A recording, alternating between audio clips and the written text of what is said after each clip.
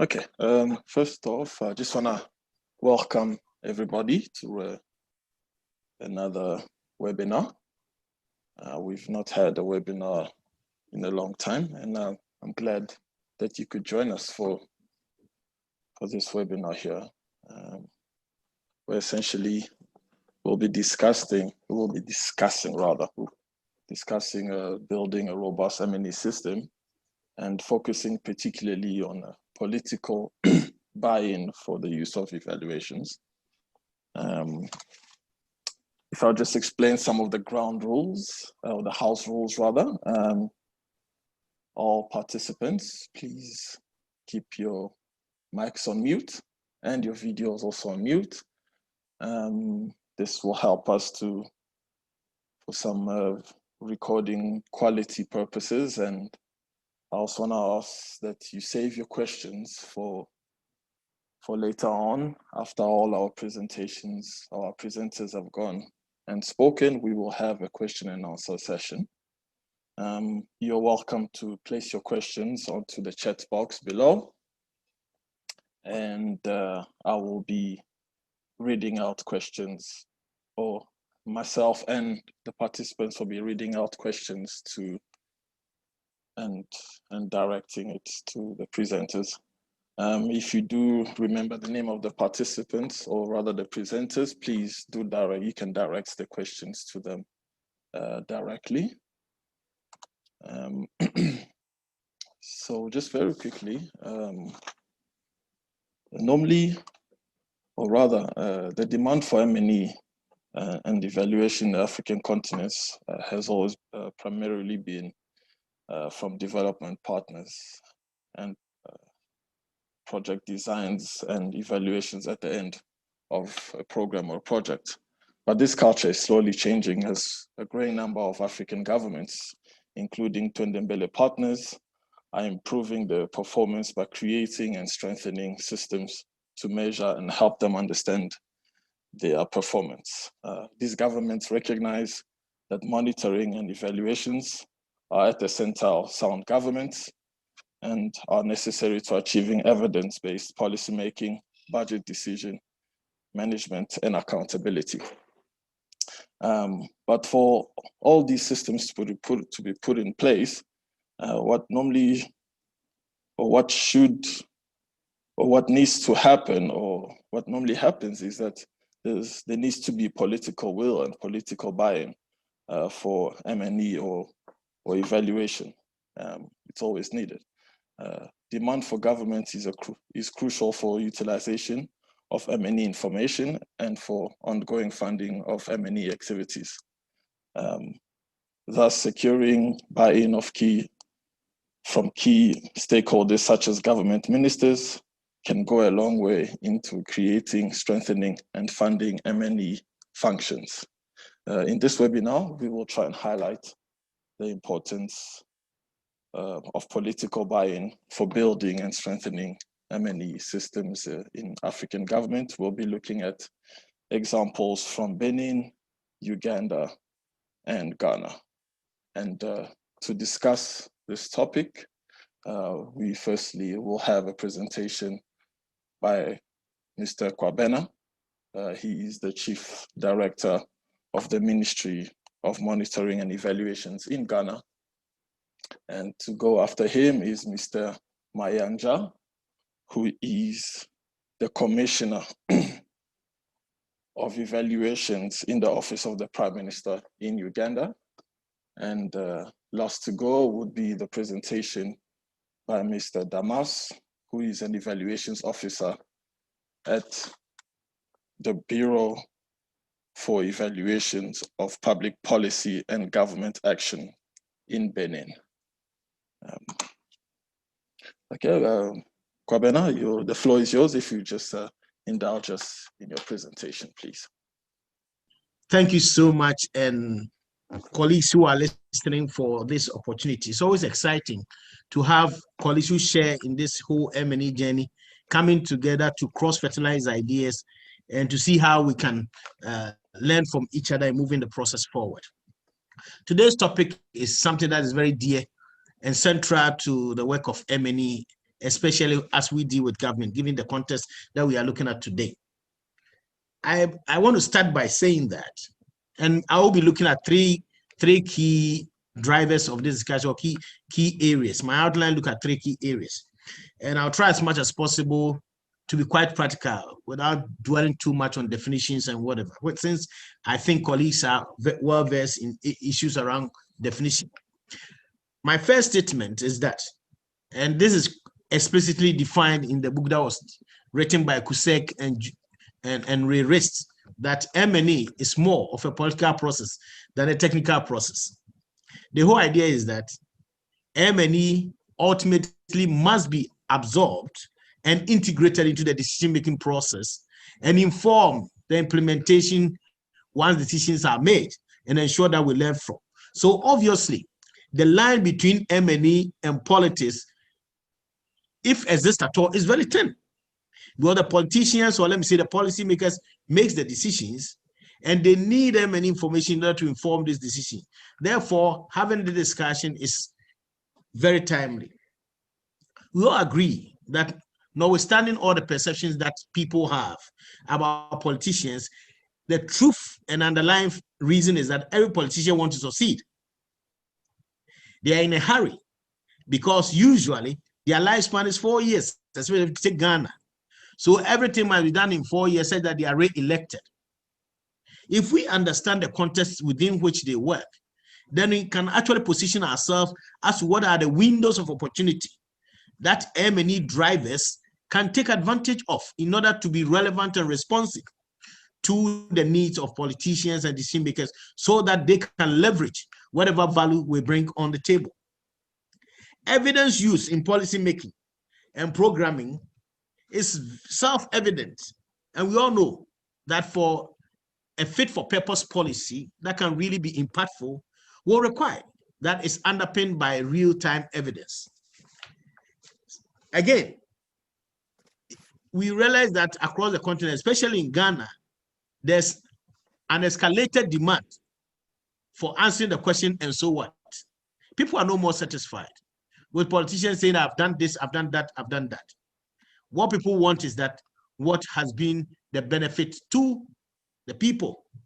So what has been the transformational effect?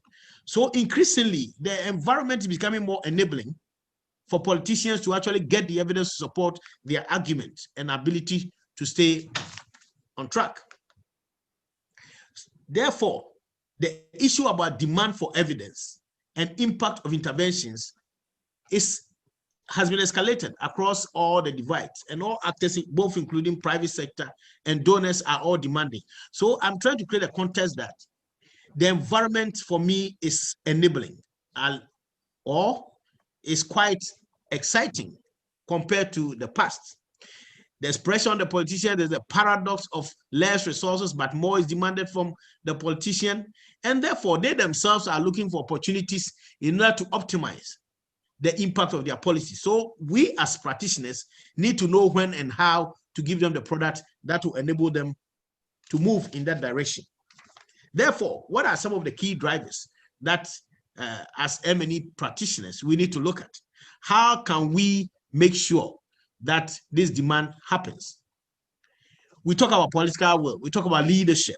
This is about authorization. This is about getting the ear and the eyes of, if I may call it, the politician or the decision maker. If we, and I want to use my own word and say building trust, because most of the decision makers and especially politicians are not willing to listen when they have a fear. It could be a perception, and I must say usually it's a perception that the information coming is for them to look bad. There's always a fear of failure. Yesterday, I told a colleague that, as John Maxwell said, we should fail forwards. We should be able to encourage politicians that it is enough, it is good, it is okay to know that it's not working. It's okay to be ahead of the curve so that you can take remedies that will enable you to go ahead of the situation. So first is for us to be able to get politicians to listen, for us to get evaluation to actually feed into the process. We need to build secure authorization and expand authorization. We need to ensure that all along the value chain, there's acceptance of the value of M&E, enabling environment, or we must grow legitimacy. The citizens must see the value of M&E or evaluation finding in the whole development discourse and how it impacts on their lives. I also want to emphasize the fact that both on the demand and the supply side, there's a need for looking at capacity and breaking capacity down. It's a multidimensional concept. There's a need for skill competencies. Yes, the ones conducting evaluation may be on top of their game, but what about the users? If the user does not have a clear understanding of the content and how to translate the content into their day-to-day work, we have a problem.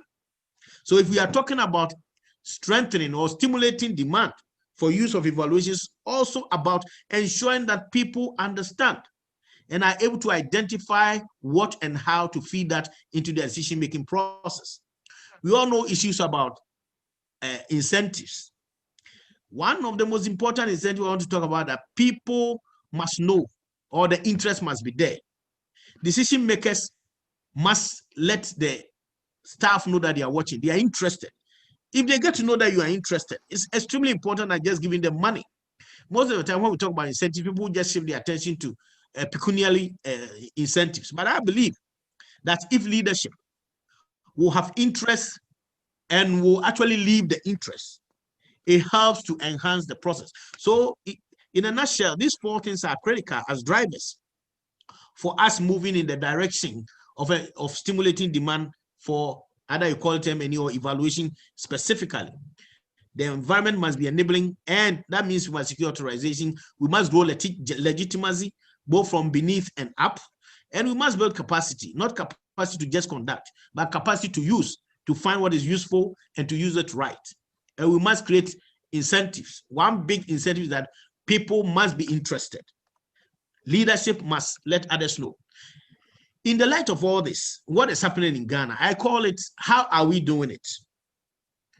The first thing we are doing is that continuously we try to sensitize and clarify the objective of evaluation. We don't want to assume that everybody understands. Ambiguity creates problem. So every opportunity we get, we engage and motivate the actors to understand that evaluation is for you. Evaluation is to enhance your work. Evaluation is to give you a more focused perspective as to what you do. So that is one thing we are doing. Every opportunity, put in a word, put in advocacy, orient people, pay attention to what is required. Secondly, we are responding to and motivating the value proposition and interest in evaluation. Across the ministries, what we are doing is directly targeting and say, evaluation is for you. Don't wait for a donor. Don't let money become a constraint. Because if you can innovate and take advantage of rapid evaluation, you can do better at what you do, and life will be easier for you in terms of focusing your work and securing feedback to enhance what you do. The other thing is securing and expanding authorization. I said it earlier. I need to get the attention of the minister, the deputy minister, and all my colleagues, and even other colleagues from other ministries. They need to buy into what we are doing. They need to see the value in what we are doing so that we get their support. And beautifully enough, the first rapid evaluation we got came out a very interesting excitement, said that one of the directors was willing to finance a second stage on their own. Once we put it across that it's critical, they were ready to finance everything. So it means that it works. If you openly discuss, if you dispassionately deal with the issues, you get people understanding.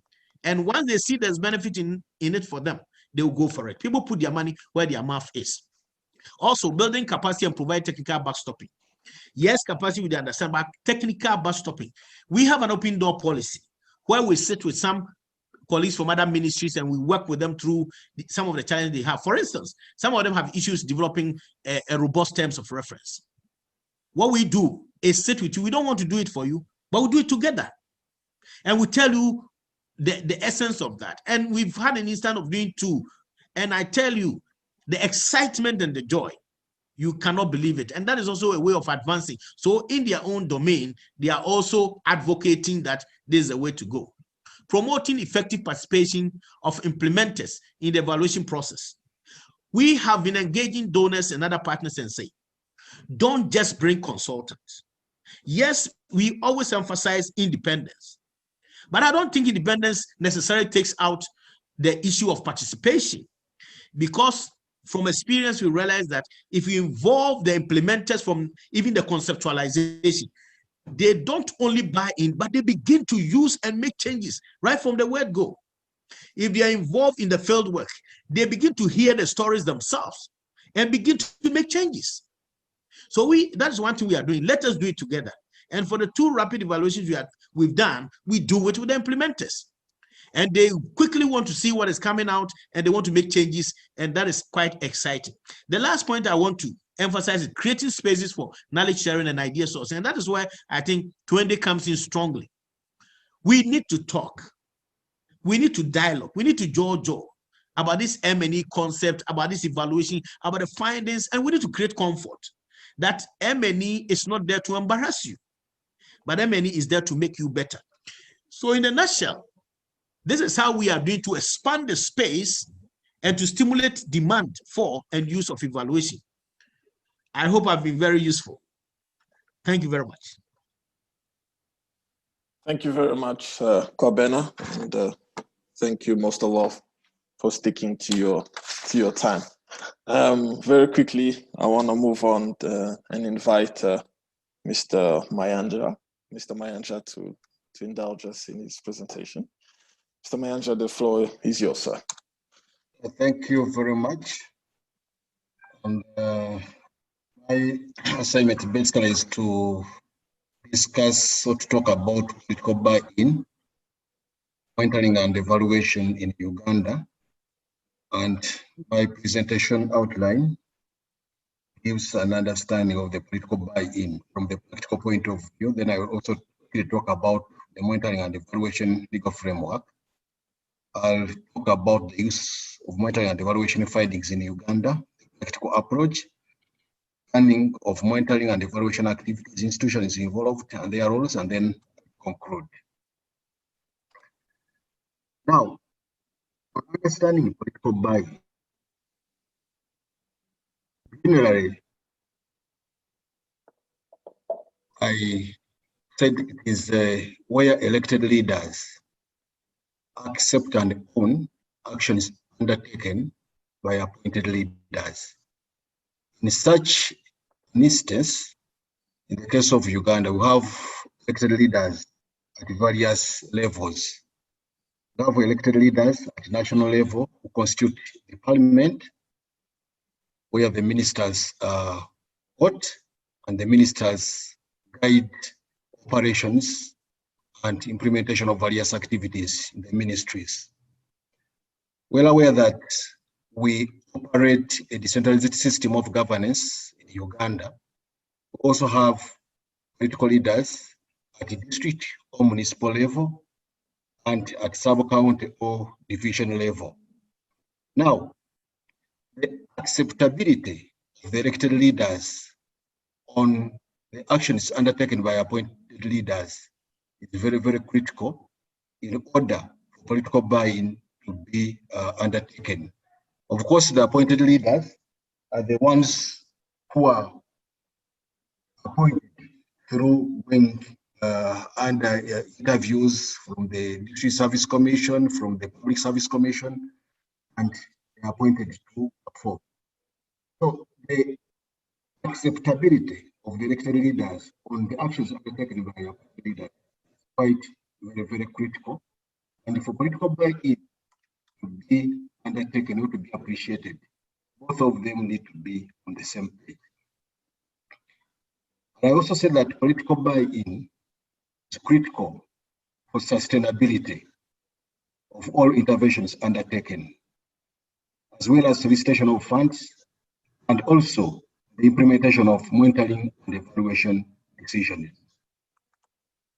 I went ahead to say that under decentralized governance, political buy-in is critical for implementing grassroots monitoring and evaluation decisions. Under decentralized system of governance, we find that most of the activities of the government implemented in districts and even sub-counties up to the village level. Now, if the political leaders are not appreciative of what is happening, especially under the implementation of the appointed leaders, it becomes a bit of a challenge. So we are saying that political buy-in is quite important and critical to the success of the implementation of grassroots interventions, which takes into consideration the monitoring and evaluation as one of the processes to stimulate implementation. Now, the legal framework, briefly, Office of the Prime Minister, Republic of Uganda, has a constitutional mandate to undertake continuous government performance, and this is done both at central government level and also local government level, with an intention of streamlining service delivery. This has been supported by the National Monitoring and Evaluation Policy of 2013 to make sure that monitoring and evaluation is legally embedded into our legal system, and in instances where things are not done well, the sanctions are articulated, and where things are done well, the rewards are also clearly articulated. So on an annual basis, the government annual performance retreat is undertaken, where an account is given MDS, that's Ministry, Departments and Agencies, as well as local government performance. Under this, the cabinet retreat, we have ministers, we have permanent secretaries, we have heads of department, and managers at local government level, who include the chairperson, the chief administrative officer. We come together and we discuss performance of all ministries and local governments on an annual basis. And this is where accountability is given for whatever that has happened in a given financial year. Now, how do we use monitoring and evaluation findings in Uganda? First of all, the level of participation puts both political leaders and technocrats accountable for resources allocated to their ministries, departments, and agencies and local government on an annual basis. You account for the resources received in light of the interventions that have been done. Look at the resources and what you had planned to do, and give you scores. If you have not done well, then it becomes an issue you have to answer to the cabinet. Then also there's assessing performance gaps on an annual basis and allocated resources to the most critical and pressing needs. What we do here, every year after the annual performance retreat, where gaps are articulated, in the same week, we usually have the annual budget consultative engagement, where week issues are articulated and they are incorporated the allocation of resources for the coming financial year. So it helps us objectively allocate resources to most critical and pressing needs. Monitoring and evaluation findings also act as a reward and sanction tool for allocation of development grants to local government. Now, local governments receive development grants in the areas of health, education, water, and environment as regards production.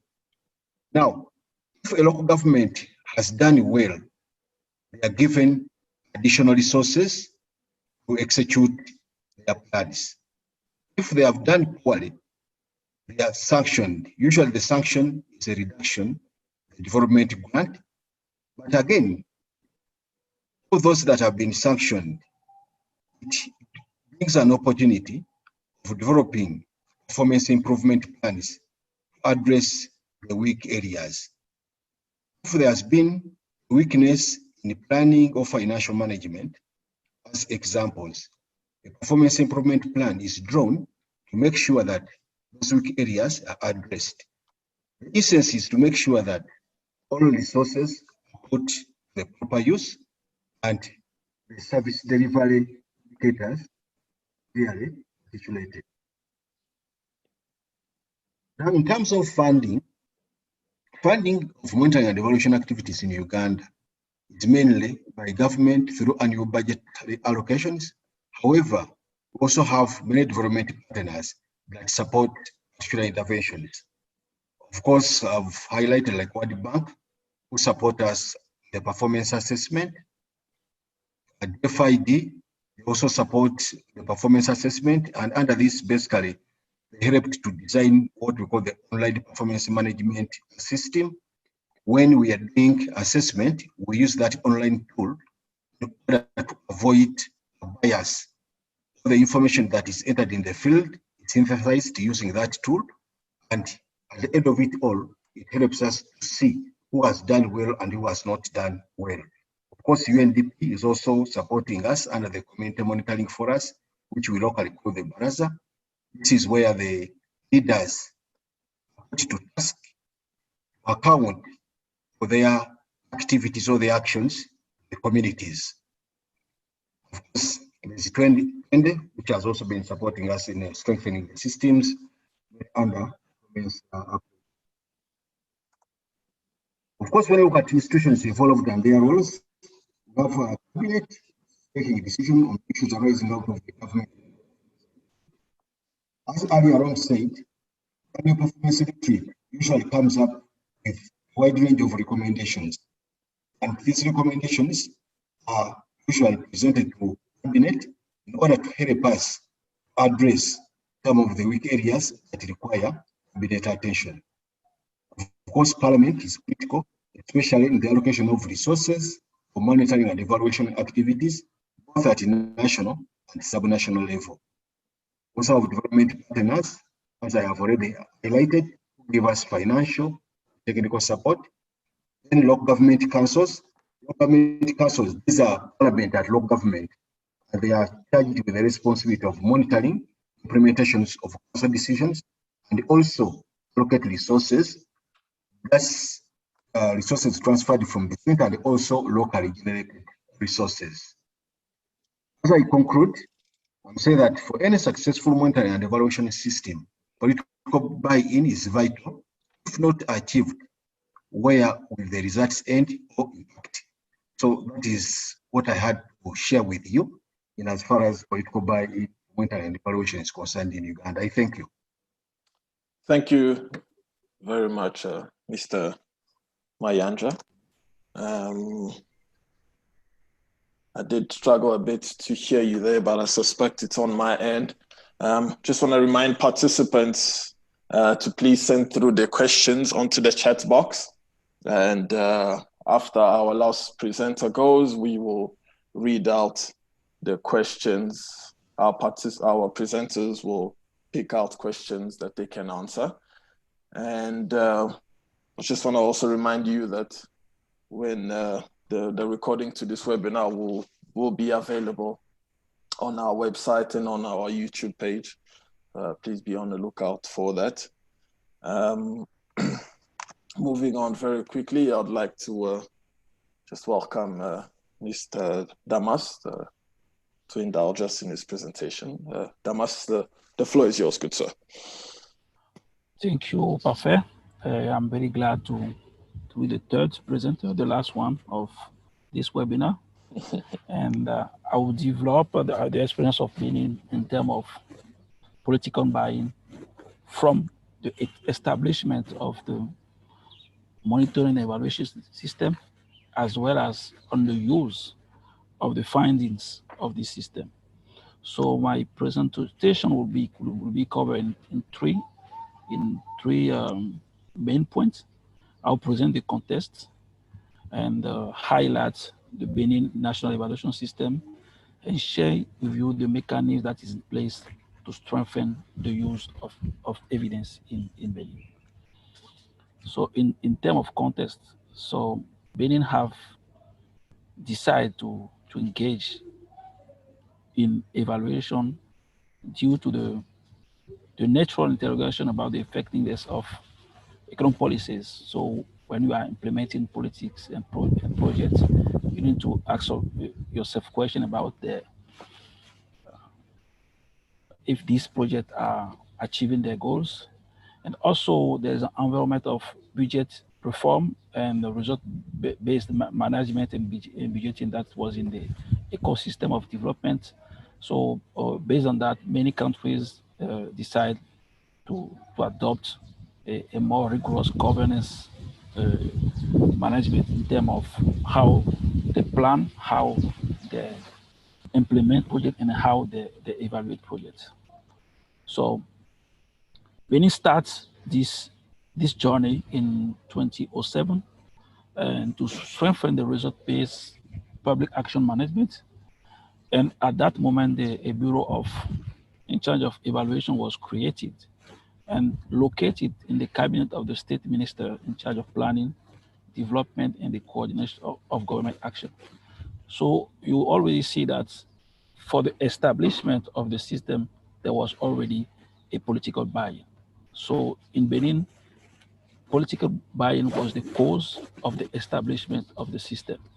And you'll see that since 2007, the Bureau in charge of evaluation is still operating. Even we have some problem sometime in 2013, because at that moment, we were in the primary prime minister office, and this office disappears, and we have a ministry in charge of evaluation. And in this ministry, there was a general director in charge of evaluation. So the function was there. And after that moment, another prime minister office was also created, and the function still exists. This prime minister office disappears, and the function still exists now in the presidency. So political buy-in was the very fundamental of the establishment of the system. So if I want to talk about the ecosystem, sorry, this slide is in French, but I will try to explain how it works. Our institution is in the middle of the system. So we are based in the presidency under the general secretary of the presidency. And we are a team of 4 persons, 3 for now. And we have relationship between all the ministries. In each ministry, there is a monitoring and evaluation office. So if there is a sectoral policy to be evaluated, they interact with the Bureau of Evaluation in terms of drafting the term of reference and doing the quality assurance of the evaluation process. Also with the civil society, we also interact with them. We involve them in what we call the evaluation steering committee to enable them to interact and to share their perspective in terms of policy implementation to be sure that when the evaluation is completed, it can be used for decision making, and it will match with the needs of the population. So at the strategical level, beyond the bureau, there is one thing we call the National Evaluation Council that is composed of 7 members. And this council is in charge of validating the evaluation finding and to advise the government in terms of which recommendation of the evaluation can be implemented. And this is sent to the Board of Ministers for decision making. So this just to show you the ecosystem of evaluation in my country.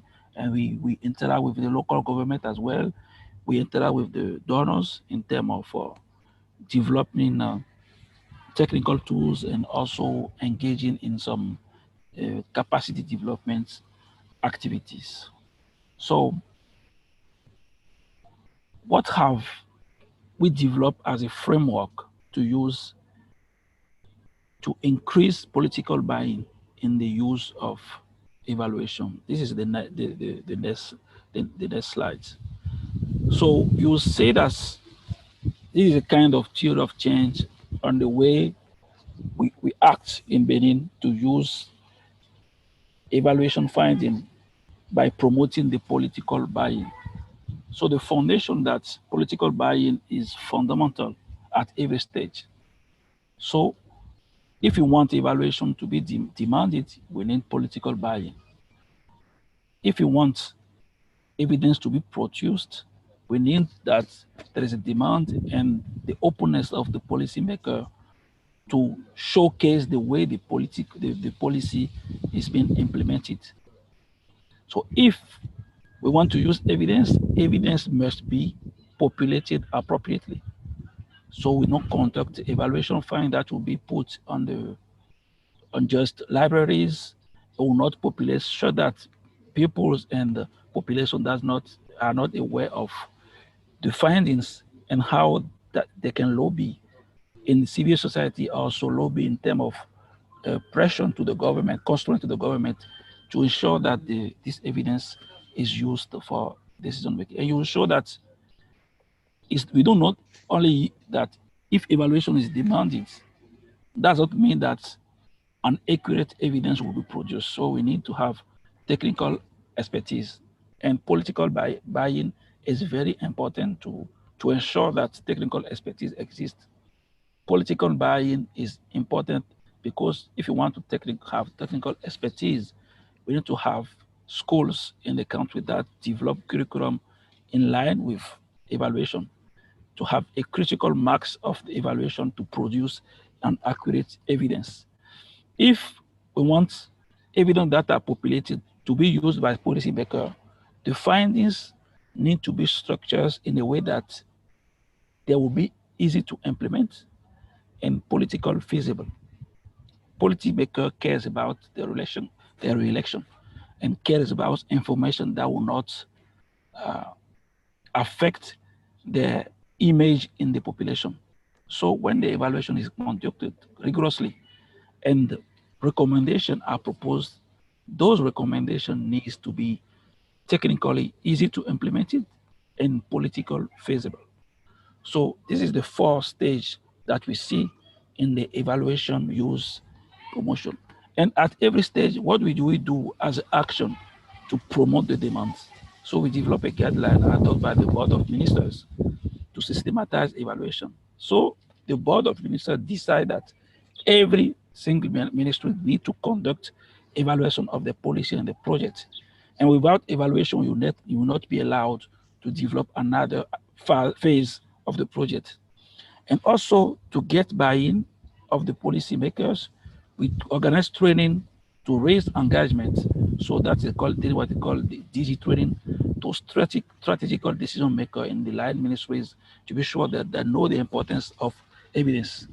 And if you want the evidence to be communicated perfectly and the finding to be used, evaluation report and the management response are submit as well to evaluation council. That is a core of experts that propose the advice to the Board of Ministers, and evaluation management response defined by the line minister are sent to the cabinet and also to the Board of Ministers, and the monitoring reports of the evaluation action plan implemented also sent to the Board of Ministers to ensure that the way the evaluation findings are being implemented to show that there is a change in the policy. And ultimately, we need that there is evaluation bill, evaluation law, so that we secure that when there is action, there is evidence that is produced, and there is obligation that this evidence is used and for policy making. And ultimately, in the country, you need to adopt the utilization focused evaluation framework that is developed by Michael Patton, to be sure that from the identification of the evaluation till the evaluation itself, things will be done appropriately. So this is the main thing that I want to share with you. Thank you, and I welcome your question and advices. Thank you very much, Damas. And now we will quickly go into our question and answer sessions. I want to thank all our participants who have forwarded questions to us.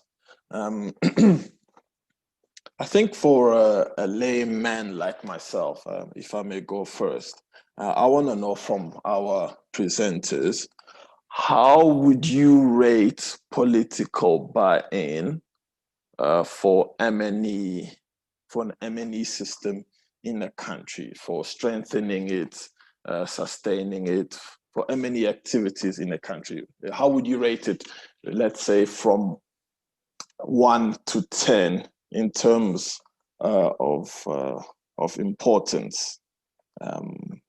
That's a question for me. And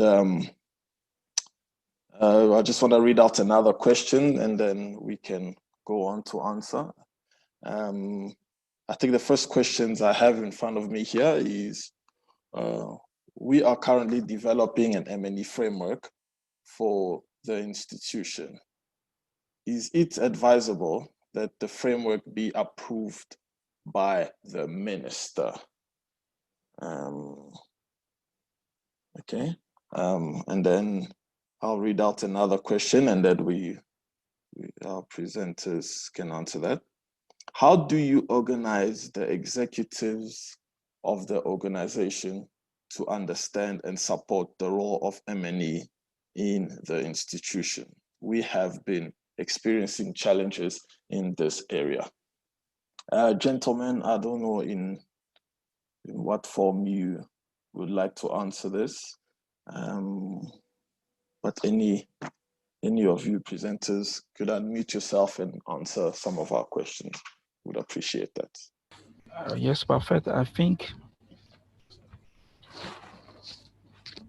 to raise awareness or to raise interest for the evaluation, strategical decision maker need to be engaged. So that's why it's a kind of capacity development, even like DG training. So we organize some training for the DG in the ministries, and also for the mayor and the local government, to show them that what is evidence and how evidence can help them strengthen the way they are implementing their policy. So if we approach them with this kind of activity, they get more keen to the evaluation jargon, and also know that if they are implementing action, they need to stop somewhere to ask themselves a question, and also use the result from that and to implement it. So this comes with the capacity development activity at a very top management level. In terms of the framework that exists in country, so without any bill or law in terms of evaluation, it would be quite difficult. But in the case of Benin, we don't have a law, but the way we implement the system is like the way that with the decision of the board of ministers, people are very keen to use the tool that we develop. So the evaluation guideline, for instance, is the thing that they follow. So the main evaluation that are conducted in ministries, they involve the Bureau of Evaluation at every stage. And if they do not involve us, when the evaluation comes to the Board of Ministers, our Minister of State in charge of evaluation asks for the technical quality assurance of our bureau, to be sure that if government will make a decision, they will make a decision on something that is very robust. So political buy-in is very in place. I will rate it at maybe 50% in that country. And I think the other one, because the political buy-in is the foundation of the, without political, we will not have any evaluation if office in Benin. So it still remains for 13 years now, because political buy-in, because the policymaker really value the function. But we need to have progress. We need some progress as well. So we are very modest about what we are achieving, but we need to highlight the thing the government is doing, the policymaker are doing in terms of political engagement. So this is what I can contribute. Thank you very much. Thank you for that. Kwabena, the floor is yours, sir. Let me try to answer the three questions, give an idea. Okay. But I'm starting from the two. I realized that the 2 and the 3 came from the same person. I think it follows yes suit. So I will start from the last one, which is he ended by asking whether the minister has to approve. I said that M&E is more of a political process than a technical process. I've seen a lot of M&E practitioners having problems because they think that their role is to sometimes serve donors or serve other partners rather than enabling decision makers to make informed decisions. So you have instances where M&E people keep information and only show it during reviews and external meetings. M&E is a management tool. Therefore, it is the role to get leadership to appreciate the value and how M&E information and finance will help them to make informed decisions and achieve the target that they set for themselves. So I would say that it's extremely important to get the leadership, if it's a minister or a CEO, immediate buy-in and ownership, not just buy-in, ownership. So not only would they look out for it, but they will promote it. And this is one of the responsibilities of M&E people. We must learn to negotiate. I always tell people that M&E people must act like salespersons. M&E, I see M&E as a product. And you, the one said M&E, must believe in it and must have the skill to let others also appreciate it. So it's extremely important that not only the minister, but all the people along the value chain must also appreciate and all play a key part. So that's my answer to the first one. So when you're doing a resource framework, the resource framework is just articulating your institutional direction in a logical manner. So it is not M&E officer's product. It is the institutional product. So every relevant actor along the value chain must be involved. Parfait, you raised a question about rating of political will or political commitment and buying. It is not an easy thing. I was even asking myself, who do you consider as the politician or who do you consider to have the buy-in? I think it's a complex thing than just focusing on the minister or whatever. Save for the budget element where they give control. The people within the organization themselves are all part of the political engagement. So if we want a buy-in, just the minister or the president alone is not adequate. We need to build a huge constituency. And I believe that if we get more people even down there to appreciate and demand, because the leadership want to stay in power, they will listen. So I prefer to focus my energy on expanding the legitimacy across the ministries, the district, and every place. So that more people speaking the same language, which will not give them room not to listen. Thank you. 100%. Thank you, good sir. Mr. Mayanja. Thank you very much. That on the first one where you said the scale of 1 to 10, I think to me, in terms of political buy-in, I could say it's around maybe 80%. The reason is simple. If political buy-in is not taken in, then the issue of this is because whatever we do under monitoring and evaluation has an implication on the policies that govern or guide implementation of various interventions and activities in a given country. So, me, I see political buy-in as something which is very, very vital in as far as policies are concerned. Because if the political leaders are not appreciative of what is going on, then we might not have a change of policies to give a clear direction of what is supposed to be done. That one is also very important, the allocation of resources. In our case, be it at national level or sub-national level, the political buy-in is critical. That's why at ministry level, like in the office of the Prime Minister where I sit, we have a government evaluation facility. The government evaluation facility articulates evaluations that are going to be undertaken in a given financial year. The resources are allocated as such. So if political buy-in is not taken up seriously, then you might find that even the resources for undertaking evaluation might not be obtained. Therefore, me, I regard it as something which is very, very, very important.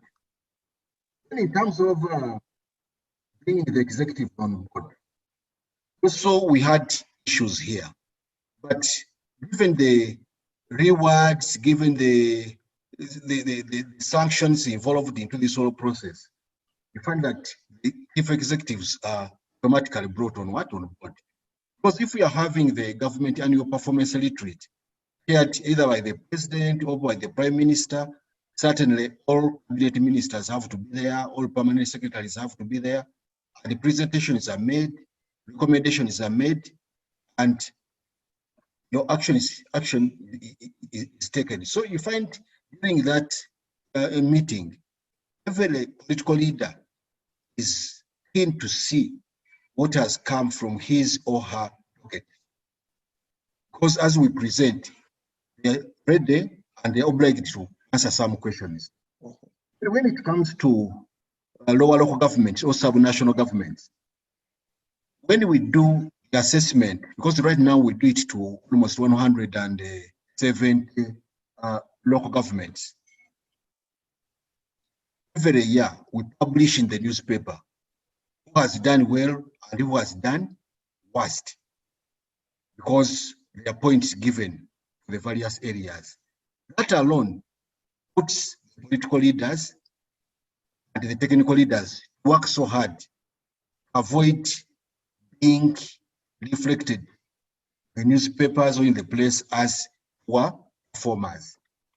So in a way, it tries to bring all the executives on board because of that element. But we have reached that because of political buy-in. Everybody accepted that we need to open up. We need to show how we are performing. Either those who are doing well and continue. Those who are doing poorly and learn from those who are doing very well. And of course, the rewards in as far as allocation of resources are concerned. I think basically that's what we can comment on practical from what we are having here. Thank you. Yeah. Thank you for that. I think we do have a bit of time just to take one or two more questions. And I want to go very quickly back up to the third question. And there was a question to you, Mr. Mayanja. What are the most effective mechanisms for communicating evaluations within an organization where everybody is so busy and there's information overload? I think this is all too familiar to all three of you gentlemen. And for Damas, can you share the secret of your country to have buy-in of ministers at sectorial level for financing M&E systems at a sectorial level?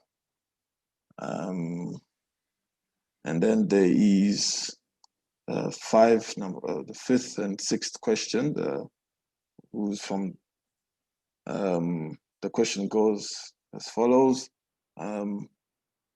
This is for all three presenters. How has evaluation management response been monitored in government systems? Please share your strategies. What have been effective experience in Uganda and Benin context? Is it full-blown evaluation or rapid evaluations, and why? Gentlemen, if you just be very quickly with answering this. Mr. Mayanja, can I start with you first? Thank you very much. I could say that communication of evaluation, we have various ways in which it's done. For our case, we have like the National Monitoring and Evaluation Technical Working Group. This comprises of all technocrats within a government who meet together and have a discussion on an evaluation that has been undertaken. It is agreed that the technical people can probably help in solving issues that have been articulated. And if there are issues from the evaluation that need to be cascaded, then they are embedded into the next programming. Here again, we also have the National Evaluation Week, where various evaluations are shared. Those which you have done as government, there are evaluations which are done by development partners. We also get an opportunity of sharing the findings. Here again, I want also to to refer back to the annual performance retreat, which I talked about. We also have sharing of the issues that have happened. Like, for example, we have universal primary education, and evaluations have been done. Actually, usually they are, we had a process evaluation that was undertaken, and the findings are shared. Because the sharing of the findings helps us streamline the subsequent programming. So that's how about. Now, in terms of management of evaluations, I think certainly I've embedded it earlier on said. I've talked about the National Development and Evaluation Technical Working Group. I've also talked about the National Evaluation Week, and I've also talked about the Government Annual Performance Retreat, which is a meeting of all cabinet ministers and heads of civil service various ministries. Thank you. Thank you. Damas, are you with us? Yes. Yes, I'm not sure if you heard my question, the questions directed at you. Yeah, I heard your question.